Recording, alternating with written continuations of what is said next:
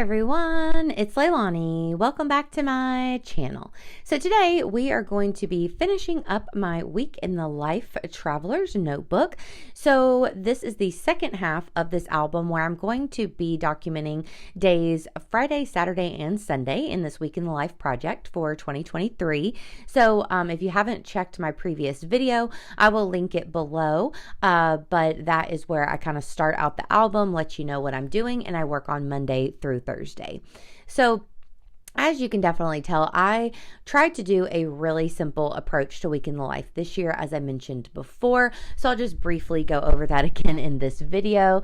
So I was really wanting to participate in Week in the Life, but my motivation was a little low. I have a lot of other projects going on, and I didn't want to overwhelm myself and give myself a really big project that I was going to have to be trying to complete in the weeks to come. So what I decided to do was to keep it mega simple, and I just told myself that I was only going to document 6 photos a day, so to keep it really manageable. For me, I don't take that many photos in the week, so taking 6 photos every day is still a lot more photos than I would typically take in a day. I mean, sometimes I don't take any photos in a day. So I mean, usually for like my project life spreads, for a bit of perspective, I'll usually have 6 photos, or maybe not even 6 photos for project life, and that's for an entire week.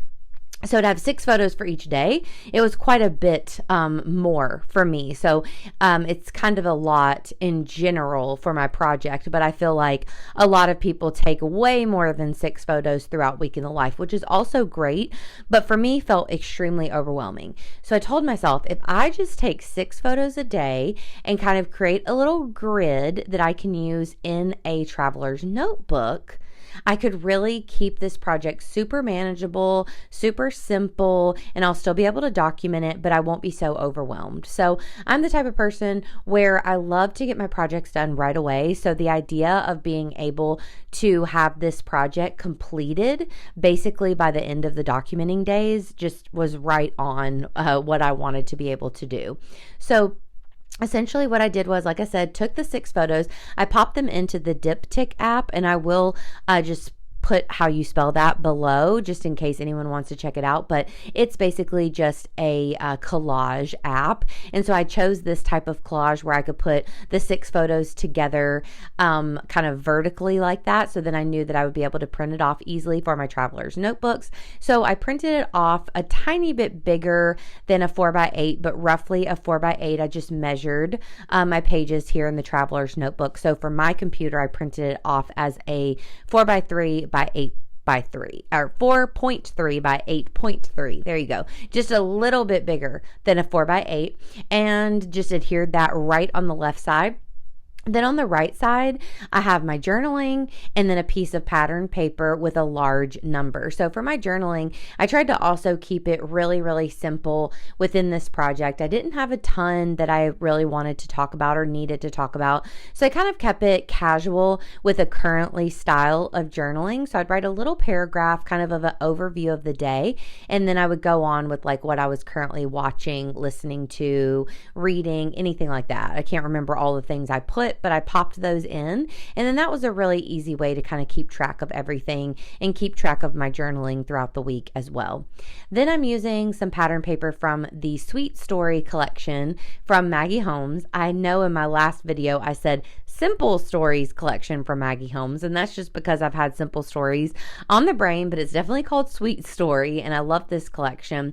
So I used just some pattern paper from that, along with these really large chipboard numbers that are from Ali Edwards. I think they might be a little bit older, but I grabbed them in a sale recently, so I thought that they would work out perfectly. And you might notice that I'm kind of alternating with my design here on the right side, where every other page I'm putting the chipboard number either at the top or the bottom. And that's just for the bulk of the traveler's notebook, so that all of the bulk of it is not distributed in one spot. So I'm kind of adding it on the top, adding it on the bottom, and that seemed to help a lot with distributing the weight. So I was happy with that. So as I'm kind of putting this together assembly line style, it's super easy, just kind of popping things into place. I'll kind of tell you about the week, about the rest of the week and the photos that I ended up documenting. So for Friday, which we've already completed that one in the video, but it was a nice day. Will actually had Friday and Saturday off this week unexpectedly, which was super cool and fun to have him around a little bit more. So on Friday, he made us curry chickpeas and like potato pancakes. They were amazing. So I definitely documented that. Also, I had my book club meeting for my Patreon, which we read the Thursday Murder Club and discussed that, which was really, really fun. I also have a photo of a Starbucks drink because my mom brought me home a surprise drink, which is always exciting. So those are some of my things on Friday, mostly just a day at home, didn't leave, but was definitely prepping everything and working on my book club a lot that day. Now we're moving on to Saturday. So every Saturday, me and my mom go to Target together. So I did pose by the Target dog at one point for a week in the life. I also have a picture of our drinks that we got. I have a cute picture of Penny, and then our takeout from our favorite place, Faux Ben. I have a photo of that, and then just a couple other random things, another picture from Target, and a photo of my signed copy of Happy Place by Emily Henry, which I got in the mail, and that was some fun happy mail that I wanted to document. So just some really easy photos. Definitely just had a regular old week, mostly just at home, but I do love when this project is all completed, and I'm able to look from Monday to Tuesday to Friday and see the difference of the photos and kind of what 6 photos made it into the page. I think that's really fun. So I almost forgot, but I had stamped out in the previous video all the dates of each day of the week. So I found those in my stash and I cut those out. So I'm able to like add on the actual date of each day here somewhere on the spread. So it's not, I just kind of wherever it would fit in the best is where I ended up putting it here. So I'm adding those on and then also finishing up here with Sunday. So for Sunday, some of my photos are, so I tried to get some sort of selfie or picture of me every day. So sometimes it was a literal selfie where I was holding the camera out. Sometimes I tried to take it through a mirror, and one time I did a self timer. So I tried to do a few different things. For Sunday, I was in the craft room a lot that day working on all kinds of videos that I was finishing up for Patreon. So I snapped a little photo in my mirror that's in my craft room. I was also reading some of the Blood on the Track manga series. So I snapped a photo of that. Of course, I have pictures of the dogs. I also made some French fries in the air fryer and just have a picture of one of my scrappy projects that I was working on. So that was mainly it for Sunday. So I just love doing this kind of assembly line style, as I say, where every page is the same because it just makes it so super, super easy to pop everything into place. And I love that, especially for a project like this, kind of an added project in your week. It's so nice to have kind of something in mind, a way to document it, a way to put everything into place easily so that you can go ahead and knock it out and get it done. At least that's how I think about it. So you'll notice that I did have an extra paper there at the end. I did leave one extra sheet in the album when I took some of the pages out originally in the first video, just in case I needed an extra page for anything. I didn't need it, so I just adhered those back to back, and it actually made the page a little sturdier, so I was happy about that.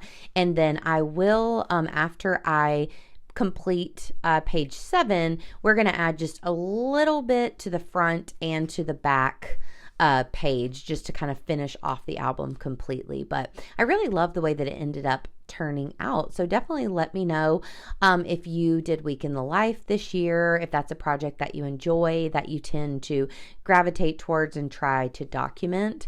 I myself really just love community-based projects. I feel like it is so fun to see everyone's take on the project and everyone's photos and different things that they document, especially when so many people are documenting the same kind of thing. It's really fun to see that, like with Week in the Life or with December Daily or a project like that. I just love kind of checking out what everyone's up to. I always think that that's really fun.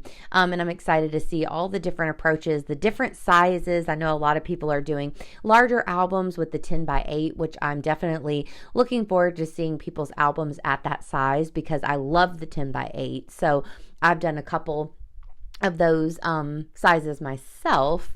I think just 2. Yeah, I did December Daily, and I did a kind of album of me and Will in February. I have flip throughs of both of those over here, but I love the 10 by 8 size. So I am excited to see how people do that. That would be tricky for me. I've got to say, I love the 10 by 8, but I think that size would be a little too big for me for a week in the life. I mean, I definitely think if I put my mind to it, I could do it, but it would take a lot for me to take all the photos and do all the things to be able to create out of that size album. But I definitely think it's fun to check out what other people are doing in the community.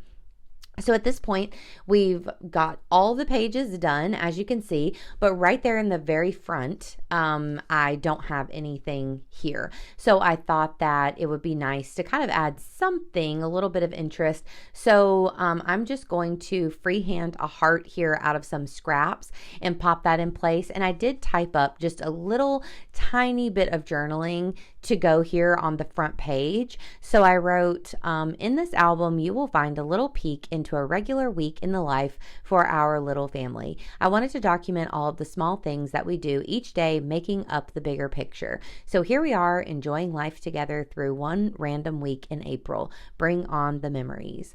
So I just wanted to write a little something to kind of introduce the album, and then I'm gonna stamp April 2023 in here and add just a couple little embellishments and whatnot just for an opening page. Inside this album, this is a traveler's notebook from Studio Calico, by the way, that I just got recently as well, and it was just sitting around, so I thought, why not use it? So in the front, it does say, this book belongs to, if found, please contact. It says that over there on that left side. I'm just going to leave that as is. I mean, I could fill it out. I could pop an embellishment over it or something, but it doesn't bother me just being blank, so I'm just going to leave that and just pretend like it's just kind of a part of the book and I don't need to fill it out.